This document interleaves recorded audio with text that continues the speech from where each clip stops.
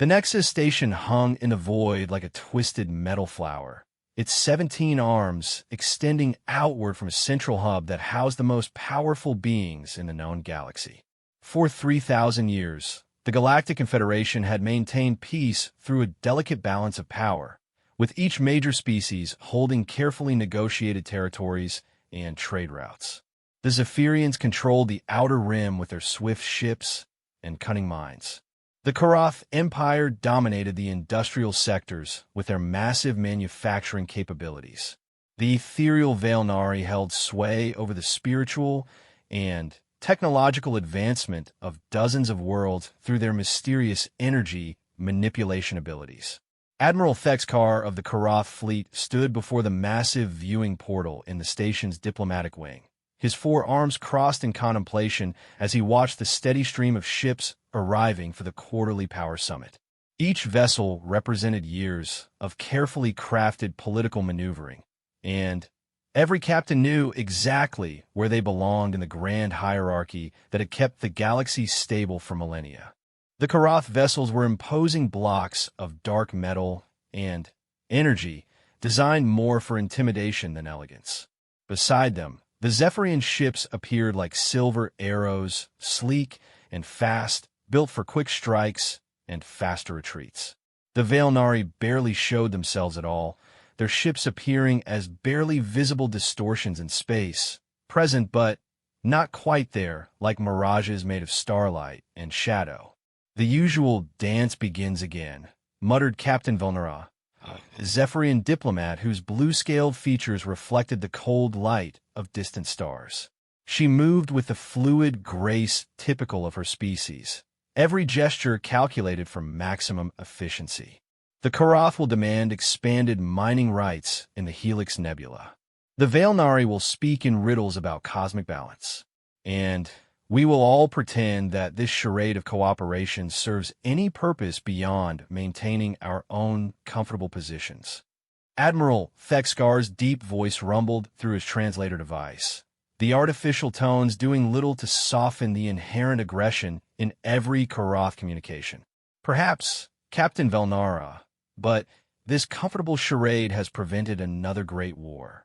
Your people's tendency toward dramatic action nearly destroyed 3-star systems the last time the balance was disrupted." Before the Zephyrian could respond with what would undoubtedly be a cutting remark about Karath brutality, a new presence made itself known in the chamber.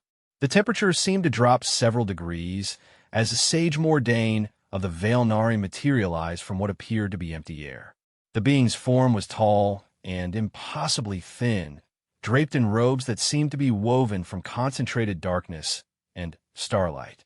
Where a face should have been, only a soft blue-white glow emanated from beneath a deep hood. "The patterns speak of change approaching," the Vailnari said, its voice carrying harmonics that seemed to resonate directly in the minds of the listeners rather than through their ears. "The cosmic weave shows threads of possibility that were not present at our last gathering. Something moves in the void between galaxies, something that does not belong to any of our known classifications."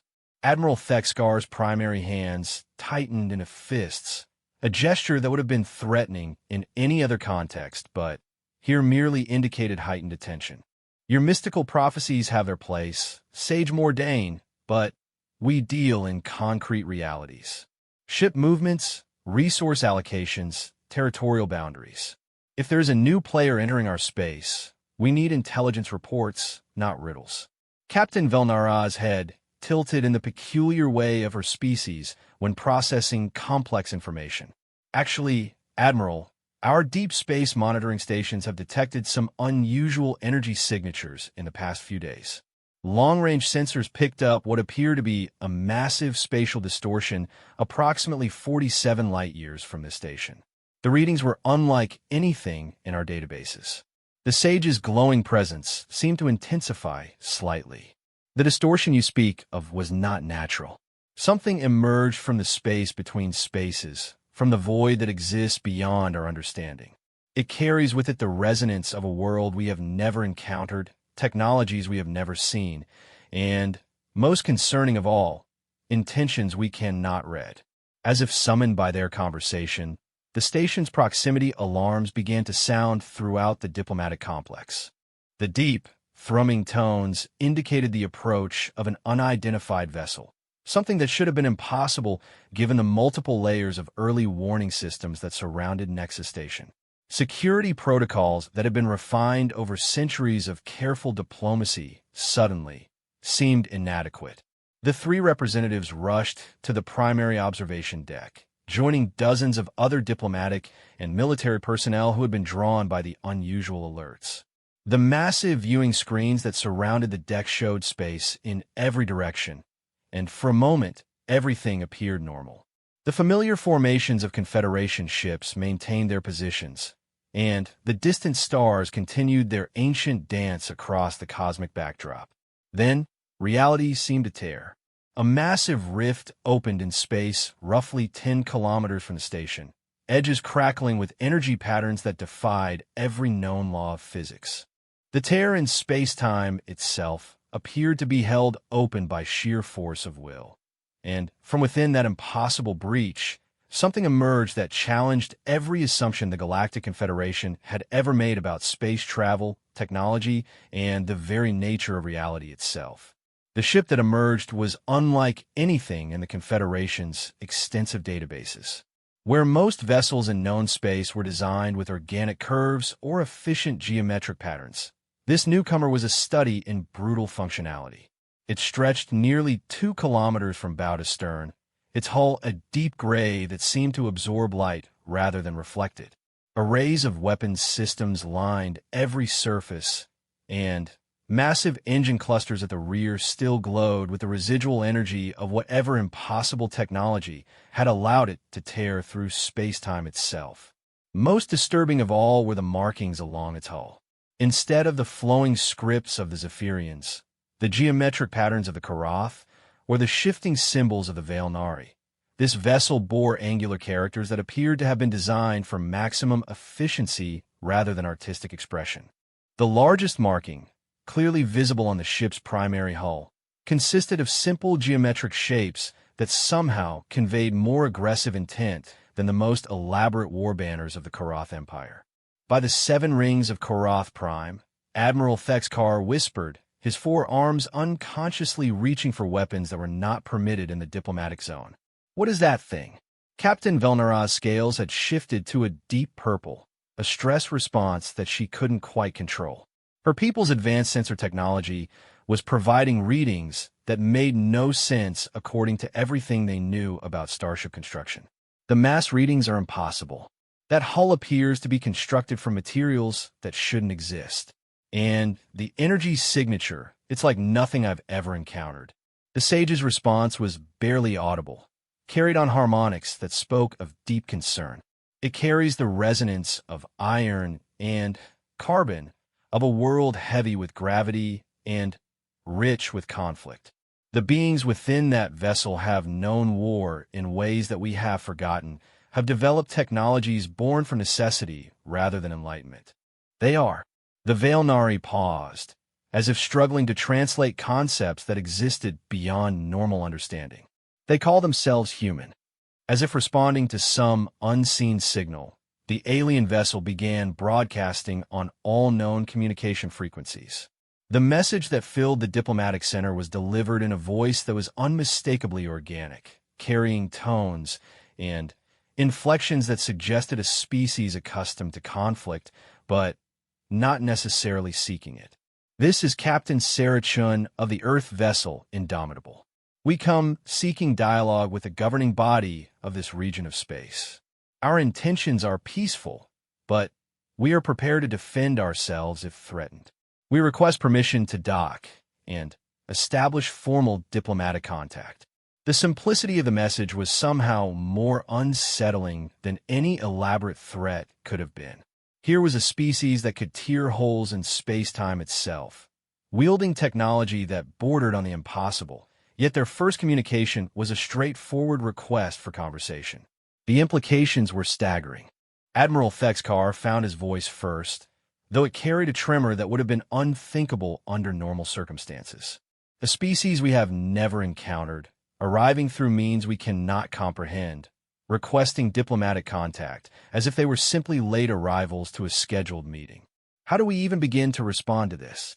Captain Velnara was already accessing her people's databases, her slender fingers dancing across control interfaces with practiced efficiency.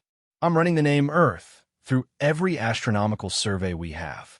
No matches in our stellar cartography. Either they come from beyond our mapped regions, or— She paused, her expression growing troubled. Or they come from somewhere we cannot reach through conventional means. The sage moved closer to the viewing screen, its presence causing the nearby air to shimmer with barely contained energy. The void between galaxies holds many secrets. Perhaps these humans come from distances so vast that light itself has not had time to carry word of their existence to our instruments. Or perhaps they have mastered technologies that allow them to step outside the normal flow of space and time. Before any of them could formulate a proper response, the human vessel began to move with a grace that belied its massive size. It approached the station along a trajectory that demonstrated intimate knowledge of both the station's design and the positioning of every ship in the Confederation fleet. Whoever was piloting that impossible craft had either studied their defensive arrangements in detail or possessed scanning technology so advanced that such study was unnecessary. The diplomatic protocols that had governed first contact situations for thousands of years suddenly seemed woefully inadequate. Every procedure had been designed around the assumption that new species would be encountered through gradual expansion of territory or careful exploration of border regions. No one had planned for the possibility of an advanced civilization simply appearing in the heart of Confederation space without warning. "We need to convene an emergency session of the High Council," Admiral Thexkar declared, his military training finally overriding his initial shock. "Every major power needs to be represented, and we need to establish a unified response before we make any individual contact with these humans." Captain Velnara was still studying the impossible readings from the human vessel. "Agreed, but we should also consider that they may not wait for our bureaucratic processes to run their course. A species capable of this level of technology might not share our patience for extended diplomatic negotiations." The sage had become very still, its glowing presence dimmed to barely perceptible levels. "The patterns show great possibility for both harmony and destruction. These humans carry within them the potential for either outcome. The choices made in the coming hours will determine whether their arrival represents the dawn of a new age of cooperation or the beginning of a conflict that will reshape the very foundations of our civilization." As if to underscore the sage's words, the communication from the human vessel came again, this time with subtle differences that suggested growing impatience. "Earth vessel Indomitable to Nexus Station Control. We have been monitoring your communication networks and are aware that our arrival has caused some concern. We understand the need for caution when dealing with unknown factors. However, we would prefer to resolve any diplomatic questions through direct dialogue rather than extended observation. We are prepared to answer questions about our origins, our technology, and our intentions, but we request that such discussions take place in a formal setting with authorized representatives." The message carried implications that sent chills through every experienced diplomat present. The humans had been monitoring Confederation communication networks, had somehow accessed and analyzed thousands of years of carefully developed diplomatic protocols, and were now politely but firmly suggesting that extended delays might not be in anyone's best interest. Admiral Thexkar's four hands moved through the complex gesture sequence that requested immediate emergency session protocols. "Signal all Confederation representatives. Full diplomatic immunity for all parties. Emergency session protocols in effect," and he paused, considering the unprecedented nature of the situation, "and prepare the primary council chamber for first contact procedures. It appears we are about to make history." The next several hours would determine whether that history would be remembered as the beginning of a golden age of expanded cooperation and knowledge, or as the final day of the Galactic Confederation as they had known it. The arrival of the Earth vessel Indomitable had shattered the careful balance of power that had maintained peace for 3 millennia, and no one could predict what would emerge from the chaos that followed. As the massive human battleship took position in space near the diplomatic station, its dark hull bristling with unknown weapons and its impossible technology humming with barely contained power, the representatives of dozens of species began the most important negotiations in galactic history. The Void had delivered a new player to their carefully ordered game, and the rules they had lived by for thousands of years were about to change forever. The Grand Assembly Chamber of Nexus Station had been designed to accommodate the diverse physiological needs of dozens of species while maintaining an atmosphere of dignified cooperation. Atmospheric processors maintained separate environmental zones, gravity generators created customized fields for different sections, and translation systems ensured that every word could be understood by every participant. In 3,000 years of operation, the chamber had hosted countless diplomatic sessions, trade negotiations, and conflict resolutions. Nothing in its long history had prepared it for this moment. Captain Sarah Chun of the Earth vessel Indomitable stood at the center of the chamber, her presence somehow commanding attention despite her relatively small stature compared to many of the assembled delegates. Her uniform was practical rather than ornate, dark blue with simple insignia that spoke of function over ceremony.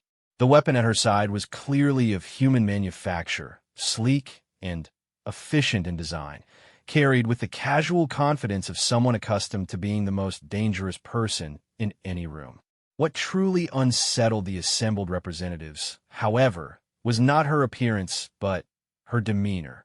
Where most first-time visitors to the Grand Assembly displayed some combination of awe, nervousness, or calculated diplomacy, Captain Shin radiated the quiet confidence of someone who had faced far worse than a room full of alien politicians.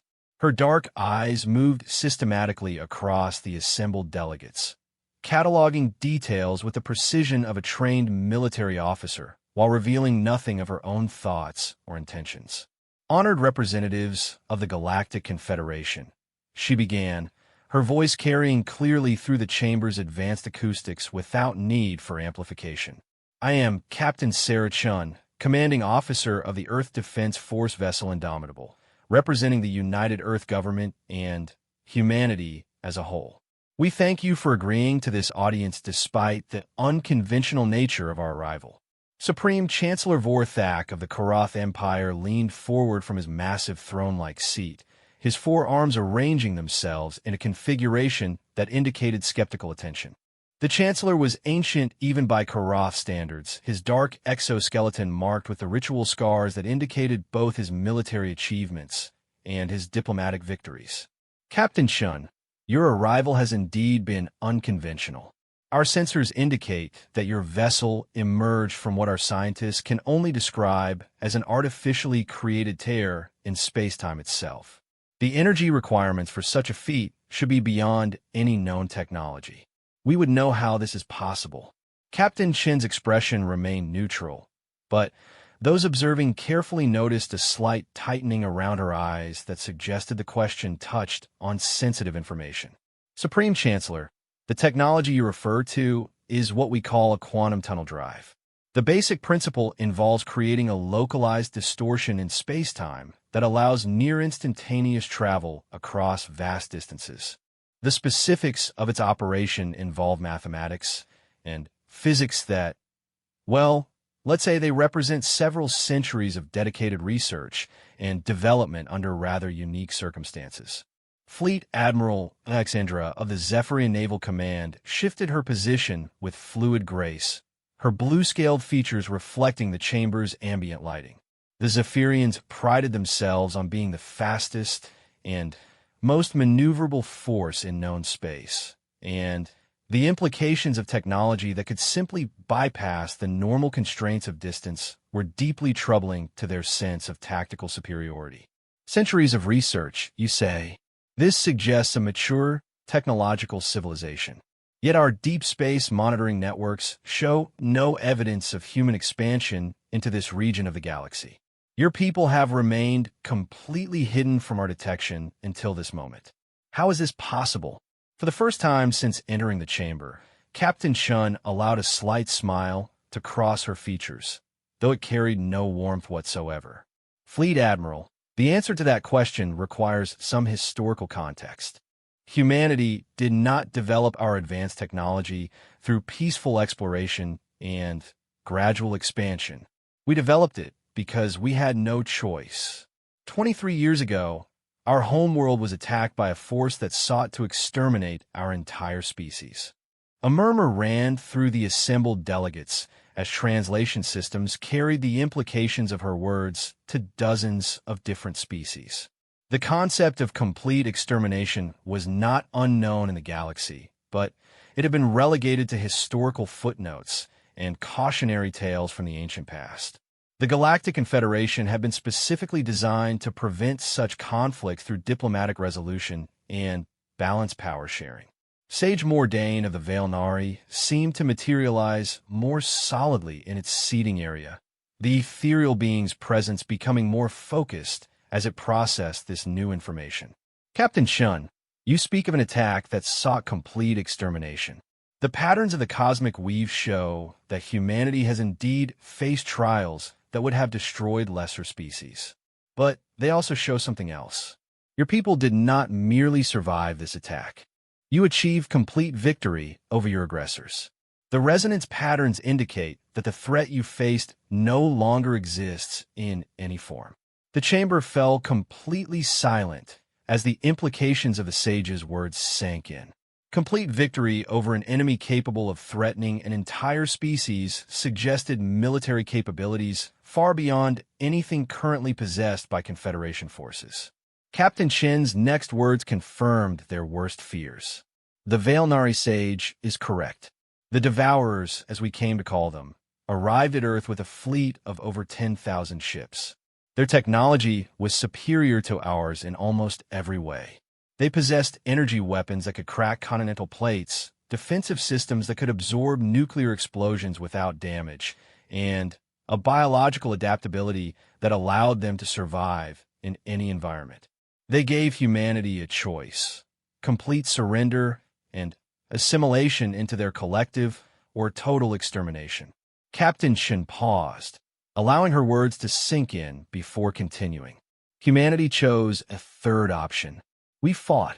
For 3 years, we developed new technologies, new tactics, and new levels of cooperation that our species had never before achieved. By the end of that war, we had not merely defeated the Devourers. We had eliminated them so completely that not a single ship, not a single individual, not even a fragment of their technology remained intact. The silence that followed was profound. Several delegates exchanged glances that spoke of calculations being rapidly revised and assumptions being fundamentally questioned. If humanity could completely eliminate a technologically superior enemy in a mere 3 years, what did that say about their current capabilities after 20 additional years of development?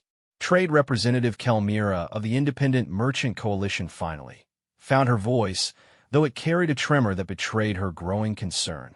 Captain Chun, you speak of eliminating an enemy completely.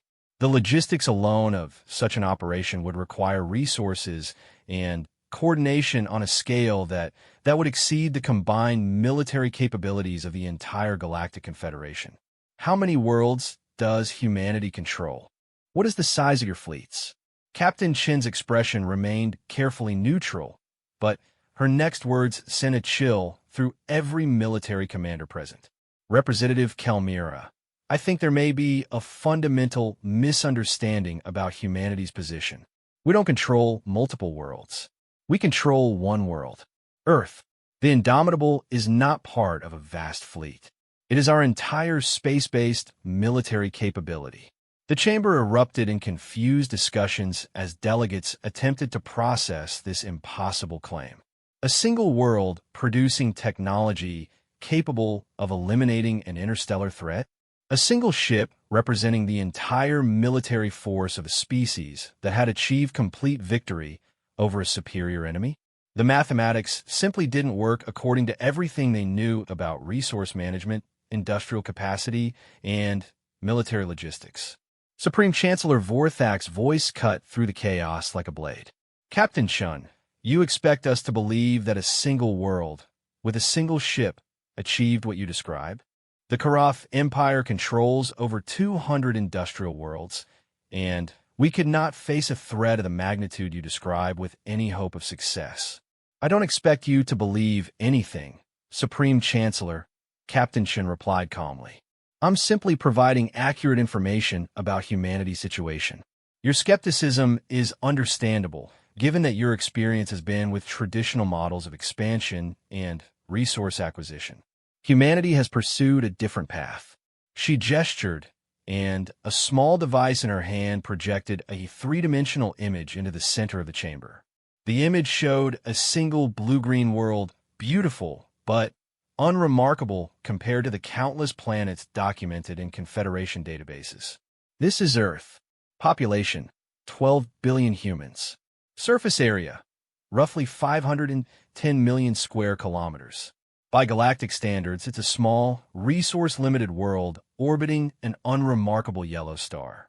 What makes it unique is not its size or resources, but the fact that every human on that world understands that our survival depends on our ability to face any threat with total unity and absolute determination. The image shifted to show the Indomitable itself, and the assembled delegates could see details that their long-range sensors had been unable to detect. The ship was indeed massive, but it was also clearly designed with an efficiency of purpose that was both beautiful and terrifying. Every surface served multiple functions. Every system had been optimized for maximum effectiveness, and the overall design spoke of a species that had learned to extract impossible performance from limited resources. The Indomitable, Captain Shun continued, represents the combined technological achievement of our entire species. It contains manufacturing capabilities that can produce any technology we have ever developed. Its computational systems hold the accumulated knowledge of human civilization. Its defensive systems can protect it against any conceivable attack. Its weapons can eliminate any conceivable threat. It is not simply a warship. It is humanity's guarantee that we will never again face extinction. Fleet Admiral Alexandra leaned forward, her tactical training overriding diplomatic protocol. Captain Shun, you described capabilities that would require energy sources far beyond anything in our databases. What powers such a vessel? The slight smile returned to Captain Chen's features, this time carrying a hint of pride that was somehow more unsettling than her previous neutral expression.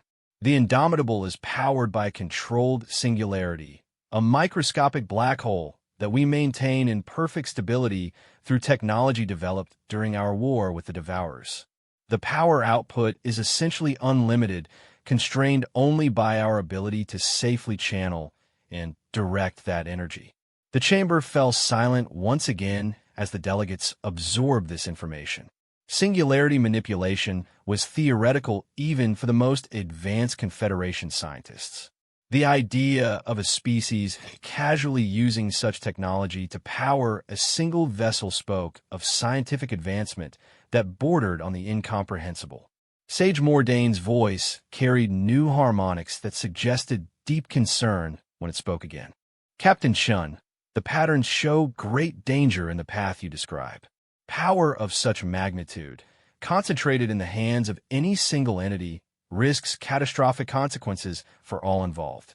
The cosmic balance requires distribution of power, cooperation between many rather than dominance by one. Captain Shun turned to face the Vailnari delegate directly, and, for the first time, her diplomatic composure slipped slightly to reveal the steel beneath. Sage Mordane, with respect, humanity has seen what happens when power is distributed among those who are not prepared to use it effectively. When the Devourers arrived at Earth, the first thing they did was demonstrate their superiority by destroying Mars.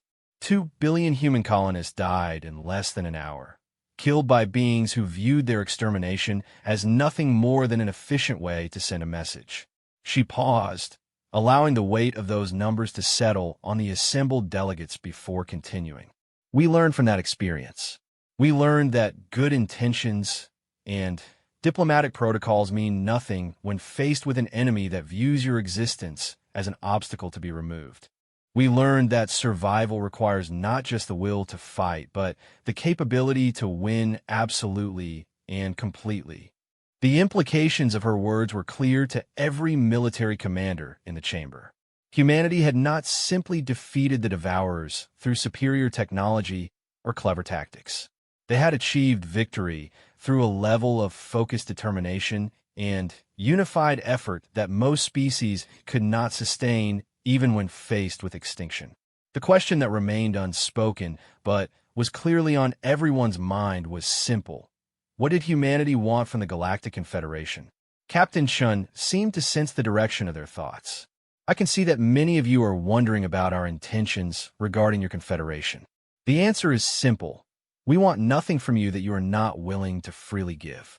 We have not come here as conquerors or as supplicants. We have come because our long-range sensors detected the existence of a stable interstellar civilization, and we believe that contact with other species can benefit both parties. Supreme Chancellor Vorthak's forearms moved through a gesture pattern that indicated careful consideration of potential threats.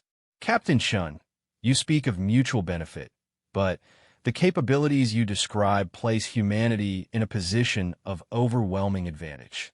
What assurance can you provide that your people will not eventually view the Confederation as the Devourers viewed Earth? What prevents you from deciding that our existence is an obstacle to your goals? For the first time since entering the chamber, Captain Chen's expression showed genuine emotion. The steel in her eyes was replaced by something deeper and more complex, a mixture of sadness and determination that spoke of hard-won wisdom. Supreme Chancellor, I understand your concern. The power to destroy is also the power to dominate, and history shows us that few civilizations resist that temptation indefinitely. She gestured again, and the projection changed to show images of Earth during the Devourer War. The delegates could see cities reduced to rubble, landscapes scarred by unimaginable weapons, and the orbital infrastructure of humanity's homeworld nearly destroyed by 3 years of desperate conflict. But humanity learned something during our darkest hour. We learned that true strength comes not from the power to destroy, but from the wisdom to build. Not from the ability to dominate others, but from the capacity to stand together against any threat. The projection shifted one final time, showing Earth as it existed now. The scars of war were gone, replaced by cities that seemed to grow organically from the landscape, orbital installations that danced in perfect harmony with natural systems, and a blue-green world that somehow seemed more beautiful than it had before humanity's trial by fire. This is what we fight to protect. Not territory or resources or political power, but the right of every species to grow and develop according to its own nature. The Devourers would have erased that right from the universe. We ensure that it continues to exist. As Captain Shin finished speaking, the assembled delegates began to understand that they were facing something entirely new in their long experience with interstellar politics. Here was a species that possessed the power to dominate the galaxy, but claimed to want only peaceful coexistence. The challenge would be determining whether that claim was genuine or whether humanity was simply more sophisticated in its approach to conquest than previous threats had been. The private conference chamber adjacent to the Grand Assembly was designed for sensitive discussions that required absolute security and complete privacy. Its walls contained enough shielding to block any known surveillance technology, and its environmental systems could accommodate the specific needs of different species simultaneously. As the formal session concluded and delegates filed out in groups of carefully managed diplomatic clusters, a select few remained behind at Captain Chen's polite but firm request. Supreme Chancellor Vorthak represented the military might of the Koroth Empire. Fleet Admiral Alexander spoke for the Zephyrian Naval Command and their philosophy of swift, decisive action. Sage Mordain embodied the mystical wisdom and advanced technology of the Vailnari. These three powers had maintained the balance of the Galactic Confederation for over a millennium, and their private assessment of the human situation would determine how their respective governments responded to this unprecedented development. Captain Chun had removed her formal diplomatic jacket, revealing the practical duty uniform beneath. The change was subtle, but significant, suggesting a shift from ceremonial contact to serious discussion between military professionals. Her weapon remained at her side, but she had also activated a small device that projected a detailed holographic star chart into the center of the chamber. "Before we continue," she said, her voice carrying the same calm confidence she had displayed in the formal session, "I want to make sure you understand the full scope of the situation we're all facing. What I shared with the Assembly was accurate, but necessarily limited. There are aspects of humanity's position that require more detailed explanation." The star chart showed a region of space that none of the Confederation representatives recognized, though the mathematics of the projection indicated it was located at an enormous distance from their current position. Hundreds of star systems were marked with symbols that defied immediate interpretation, and energy signatures indicated industrial activity on a scale that challenged every assumption about resource management and technological development. Supreme Chancellor Vorthak's four arms moved through a complex gesture pattern that indicated both interest and deep concern. "Captain Chun, this chart shows development patterns that extend far beyond the single world you described to the Assembly. The energy signatures alone suggest industrial capacity equivalent to dozens of major Confederation worlds." "You're correct, Supreme Chancellor," Captain Chun acknowledged without hesitation. "Humanity does control more than just Earth. What I told the Assembly was technically accurate, but incomplete. Earth remains our homeworld and the center of our civilization, but the war with the Devourers taught us that concentrating all of our capabilities on a single planet was a strategic vulnerability we could not afford." She gestured, and the star chart zoomed in to show a cluster of systems surrounding the one marked as humanity's origin point. These 17 systems represent humanity's current sphere of direct control. Each contains multiple worlds that have been terraformed and developed according to our specific needs. The total population under human administration is approximately 47 billion individuals. Fleet Admiral Vexandra Scales had shifted to deep purple, a stress response that indicated her tactical training was providing alarming calculations. "Captain Chun, you describe a population and industrial base that exceeds the combined resources of the three major Confederation powers. If your people possess the unity and technological advancement you've described, you represent a force that could dominate this entire region of the galaxy." Sage Mordain's ethereal presence seemed to flicker with unusual intensity. "The patterns show great complexity in your words, Captain Chun. Truth and misdirection exist simultaneously in what you present to us. You speak of peaceful intentions while demonstrating capabilities that would terrify any rational civilization. Why do you reveal this information now? And what do you truly seek from this contact?" Captain Chun was quiet for a long moment, studying each of the representatives with an intensity that suggested she was making final decisions about information that could reshape the political landscape of known space. When she spoke again, her voice carried a weight that had been absent during the formal diplomatic session. "Because, Sage Mordain, humanity has detected something that threatens not just the Galactic Confederation, but every inhabited world in this region of the galaxy. The Devourers were not unique. They were simply the first wave of something far worse." The temperature in the chamber seemed to drop as the implications of her words sank in. The three representatives exchanged glances that spoke of shared fear and rapidly evolving strategic calculations. If the Devourers, who had required humanity's complete technological revolution to defeat, were merely the first wave of a larger threat, then the careful balance of power that had maintained galactic peace was not just obsolete, but dangerously inadequate. The holographic display shifted to show deep space beyond the mapped regions of both human and Confederation territory. Massive structures appeared in the projection, geometric forms that dwarfed even the largest space installations. The readings accompanying the images indicated energy signatures and movement patterns that suggested a civilization operating on a scale that made both human and Confederation capabilities appear insignificant by comparison. 3 months ago, Captain Shun continued. Our long-range surveillance detected these structures moving in this direction. Analysis of their trajectory and speed indicates they will reach the outer systems of this region in approximately 18 standard months. The energy signatures match those we encountered during our initial conflict with the Devourers, but magnified by several orders of magnitude. Supreme Chancellor Vorthak rose from his seat, his massive frame radiating the kind of controlled aggression that had made the Karath Empire the dominant military force in Confederation space. Captain Shun, you describe a threat that would require the combined military capabilities of every Confederation member to address.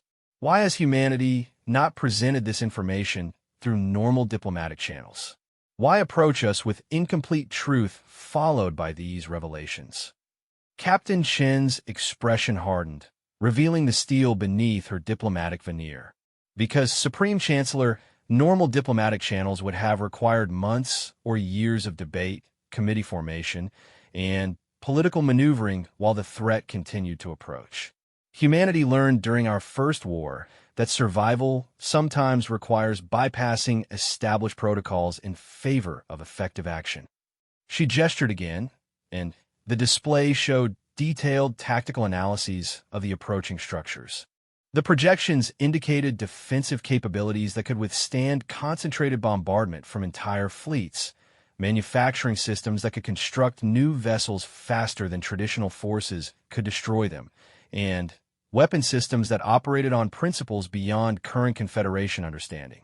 We estimate that the approaching force consists of approximately 50,000 individual units, each one equivalent in capability to the Devourer vessels that nearly destroyed Earth.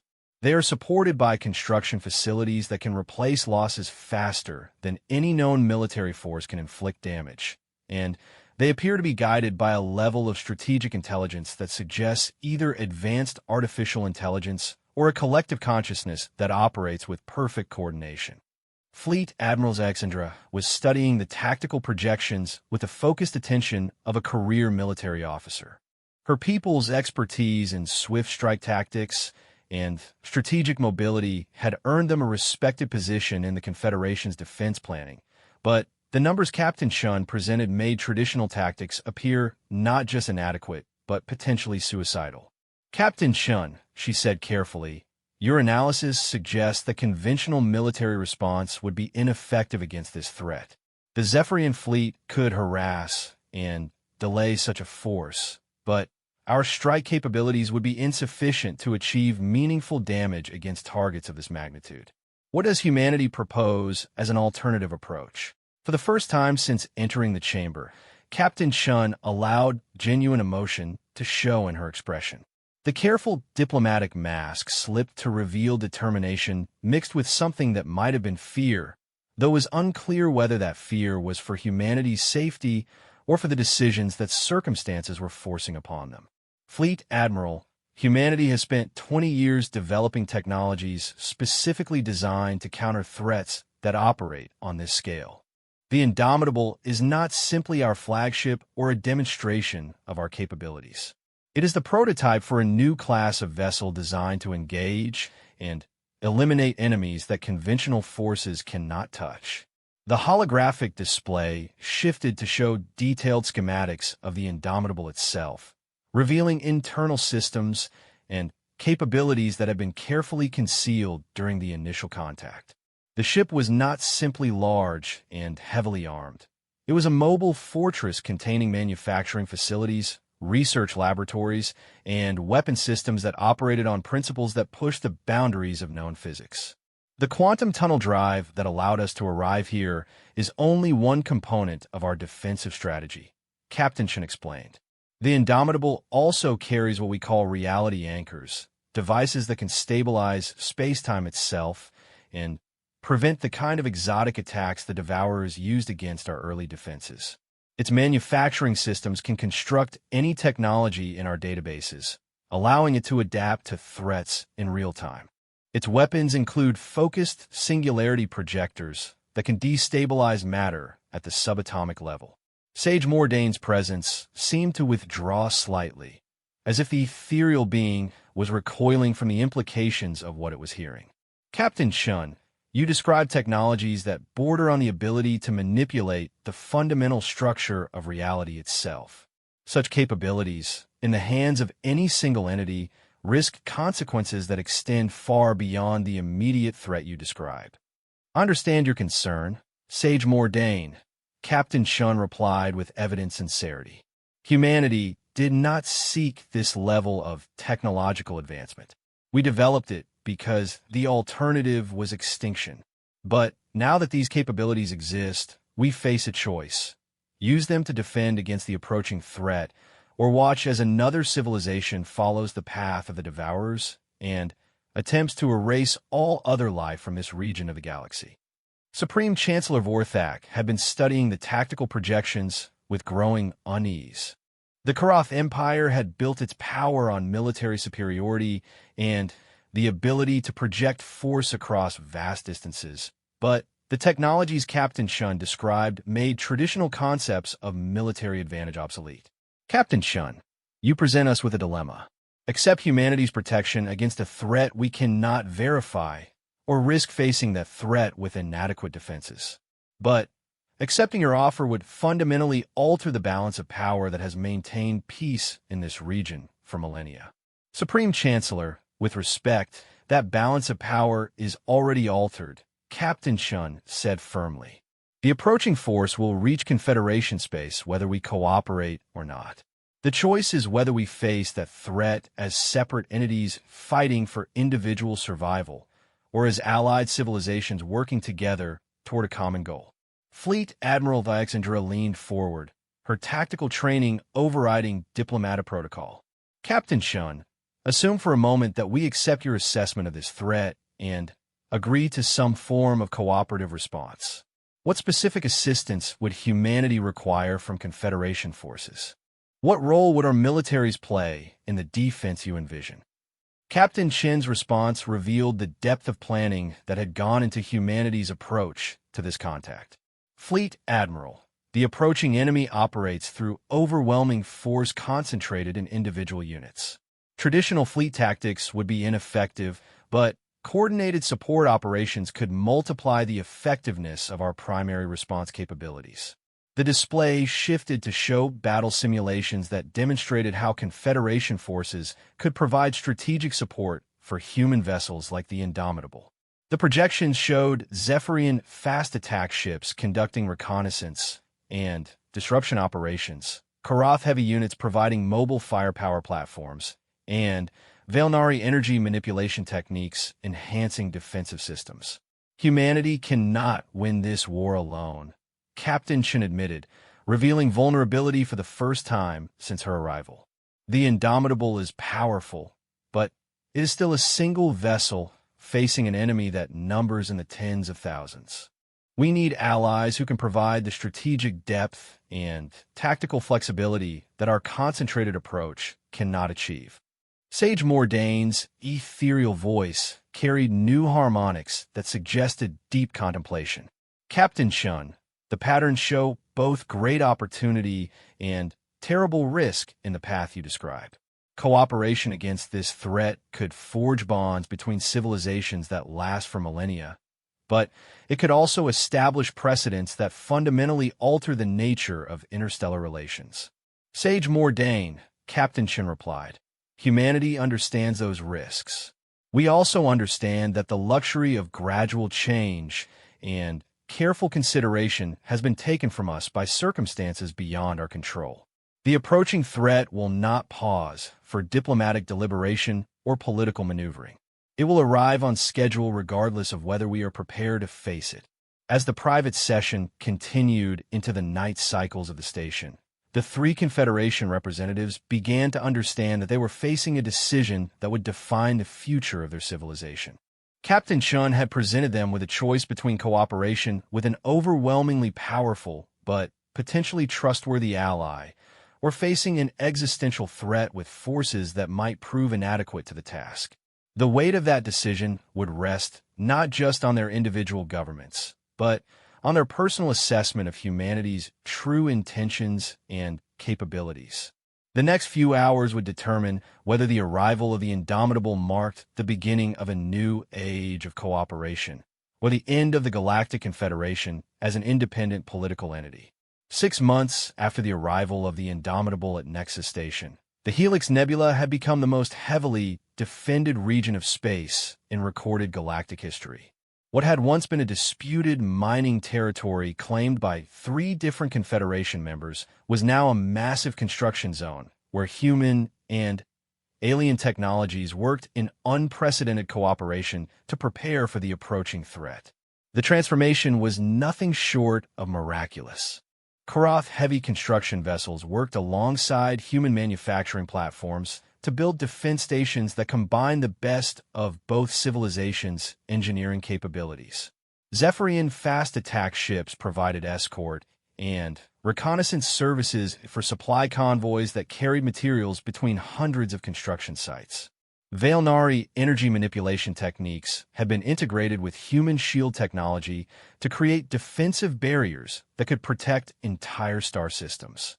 Captain Sarah Chun stood on the bridge of the Indomitable, watching through the massive viewport as the final components of Defense Platform Alpha were moved into position. The platform was a joint construction project that represented everything the Alliance had achieved in their months of cooperation. Koroth durability and firepower, Zephyrian speed and maneuverability, Veilnari energy control, and human adaptive technology all integrated into a defensive system that could protect multiple worlds simultaneously.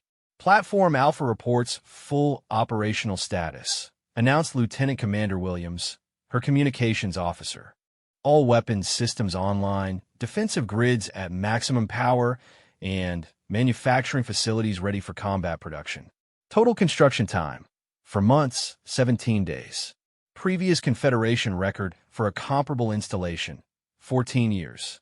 Captain Chun allowed herself a moment of satisfaction at the achievement they had all accomplished together.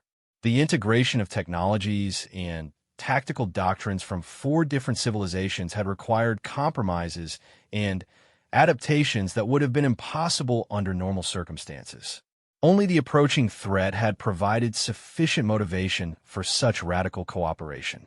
Signal Admiral Thexkar and Fleet Admiral Zexandra, she ordered. Request their presence for the final strategic briefing. Our long-range sensors indicate the enemy force will arrive within 72 hours. The months of preparation had transformed more than just the physical landscape of Confederation space.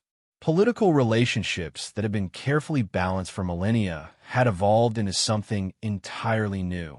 The 3 major powers of the Confederation had become full partners in a military alliance that operated under human strategic leadership, but preserved the autonomy and cultural identity of each member species. It had not been an easy transition. Supreme Chancellor Vorthak had initially resisted accepting human tactical doctrine, arguing that Koroth military tradition demanded independent command authority. Fleet Admiral Zexandra had questioned whether Zephyrian fast attack tactics could be effectively integrated with human defensive strategies. Sage Mordain had expressed concerns about the cosmic implications of combining technologies that had developed along completely different philosophical paths. But the gradual revelation of the approaching threat's true capabilities had overcome every objection. Long-range surveillance had revealed that the enemy force was even larger and more sophisticated than initial estimates had suggested. The structures that humanity's sensors had detected were not simply massive ships, but mobile construction facilities capable of building additional forces during their approach. By the time they reached Confederation space, their numbers would exceed 100,000 individual units. The bridge doors opened with a soft hiss, and Admiral Thexkar entered with the measured stride that characterized Karath military bearing. His four arms were arranged in a configuration that indicated focused attention and readiness for combat, and the ritual scars on his exoskeleton seemed to gleam with reflected light from the bridge's tactical displays. "Captain Shun," he said, his translated voice carrying the deep resonance that made every Karath communication sound like a declaration of war. "The Karath defensive fleets have completed their final positioning. 73 heavy combat vessels distributed across 12 key positions, with mobile reserves positioned for rapid response to breakthrough attempts." Fleet Admiral Lysandra arrived moments later, her blue-scaled features showing the signs of stress that came with commanding a fleet during the approach of an existential threat. The Zephyrian military philosophy emphasized swift, decisive action, and the extended preparation period had tested their patience and tactical doctrines to their limits. "All Zephyrian fast attack squadrons report ready status," she announced without preamble. 419 vessels divided into autonomous hunting groups, equipped with human sensor enhancement packages and Confederation target designation systems. "Our pilots are eager to demonstrate that speed and cunning remain relevant in this new type of warfare." The final arrival was Sage Mordain, whose ethereal presence seemed more solid and focused than it had during their initial meetings. The Vailnari had committed their most advanced energy manipulation technologies to the Alliance's defense, and the strain of maintaining such extensive support operations was evident in the Sage's less-than-usual translucency. The cosmic weave shows the approaching confluence with ever-increasing clarity, the Sage announced, its harmonics carrying undertones of both anticipation and deep concern. "The pattern threads indicate that the next 72 hours will determine not merely the survival of our civilizations, but the fundamental nature of how intelligence expresses itself in this region of the galaxy." Captain Shun activated the main tactical display, showing the complete strategic situation in 3 dimensions. The approaching enemy force was represented by red indicators that filled an enormous volume of space, while the Alliance's defensive positions appeared as blue markers concentrated in the Helix Nebula and surrounding systems. "Final intelligence update," Captain Shun began, her voice carrying the calm confidence that had become characteristic of human leadership style. "Enemy force composition: approximately 112,000 individual units, ranging in size from destroyer class to dreadnought equivalent. Support elements include 47 mobile construction platforms capable of real-time force replacement and adaptation." The display zoomed in to show detailed analysis of individual enemy units, revealing capabilities that would have been impossible to counter using traditional Confederation military doctrine. Energy weapons that could destabilize matter at the molecular level, defensive systems that adapted in real time to incoming attacks, and propulsion technology that allowed rapid redeployment across interstellar distances. Tactical assessment, Captain Shun continued. Traditional fleet engagement would result in the complete destruction of Alliance forces within approximately 18 hours. Alternative strategy, coordinated precision strikes against command and manufacturing elements, followed by systematic elimination of isolated units using combined human and Confederation capabilities. Admiral Thexkar studied the tactical projections with the intensity of a career military officer. Captain Shun, your strategy requires unprecedented coordination between forces that have never operated together under combat conditions. The risk of miscommunication or tactical failure could result in the loss of entire fleets. Admiral, you're correct about the risks, Captain Shun acknowledged. But our months of joint training and technology integration have created capabilities that exceed the sum of our individual forces. The enemy's greatest advantage is their overwhelming numerical superiority. Our greatest advantage is our ability to adapt and coordinate in ways that they cannot anticipate. Fleet Admiral Alexandra leaned forward, her attention focused on the movement patterns shown in the tactical display. Captain Shun, The enemy approach formation suggests they expect to face conventional resistance. They have not adapted their strategy to account for the alliance's integrated capabilities. This gives us a significant tactical advantage if we can maintain operational security until the engagement begins. Sage Mordane's presence flickered with what might have been approval. The patterns confirm the Fleet Admiral's assessment. The approaching force operates according to predetermined behavioral algorithms that assume resistance will follow established military doctrine. Their inability to predict innovative tactical approaches represents a fundamental weakness we can exploit. Captain Chen highlighted specific elements of the enemy formation on the tactical display. Primary targets. These 17 command nodes control the coordination between enemy units. Eliminate them, and the remaining forces will revert to individual tactical doctrine. Secondary targets. The manufacturing platforms that can replace losses during combat. Destroy them, and we face a finite enemy force rather than one that can reinforce itself indefinitely. The strategy was elegantly simple in concept, but would require execution that pushed every element of the alliance to its absolute limits. Human vessels like the Indomitable would engage the primary command nodes using their reality manipulation weapons. Karath heavy units would provide the firepower needed to eliminate manufacturing platforms. Zephyrian fast attack ships would exploit the confusion created by the loss of centralized command to eliminate isolated enemy units. Vailnari energy manipulation would provide defensive support and enhance the effectiveness of allied weapon systems. Estimated probability of success? Admiral Thexkar asked, though his tone suggested he already knew the answer would not be reassuring. Captain Chen's expression remained calm, but those who knew her well could see the weight of command in her eyes.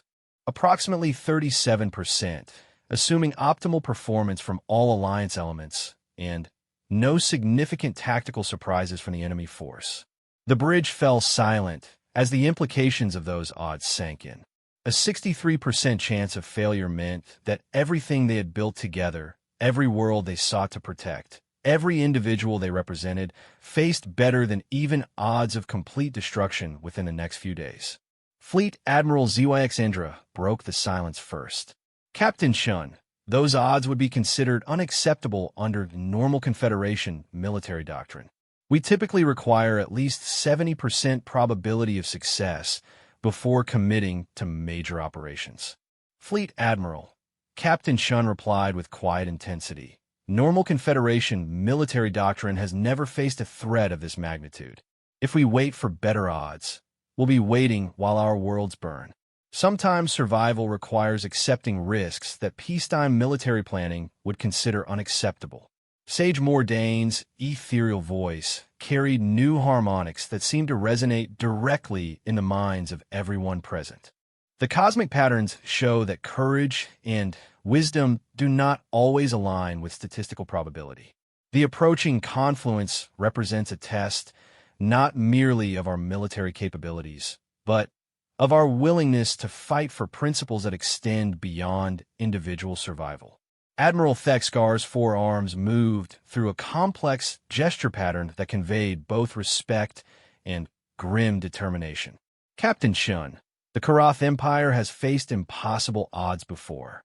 We did not build our civilization by accepting defeat when the mathematics seemed unfavorable. If 37% represents our best chance of victory, then we will make that 37% sufficient. As the final preparations continued across dozens of star systems, Captain Shin reflected on how dramatically the galactic situation had changed since the Indomitable's arrival at Nexus Station. The careful balance of power that had maintained peace for millennia was gone, replaced by an alliance forged in the crucible of existential necessity. Whether that alliance would survive the coming battle was uncertain, but one thing had become clear. The age of isolated civilizations competing for advantage was ending, replaced by an era where cooperation and shared purpose would determine which species continued to exist. The approaching enemy force represented more than a military threat. It embodied the fundamental question of whether intelligence and cooperation could triumph over raw power and ruthless efficiency. In 72 hours, the galaxy would have its answer. 3 days later, as Captain Shin stood on her bridge watching the enemy force emerge from quantum tunnel space exactly as predicted, she felt the weight of that question settling on her shoulders. Around her, displays showed the positions of thousands of allied vessels, each one representing the hopes and fears of billions of individuals who had placed their trust in this unprecedented cooperation. The battle for the future of galactic civilization was about to begin, and the outcome would determine whether the arrival of the Earth battleship Indomitable had indeed shattered the old balance of power only to forge something stronger in its place, or whether humanity's intervention had simply delayed the inevitable extinction of every intelligent species in this region of the galaxy.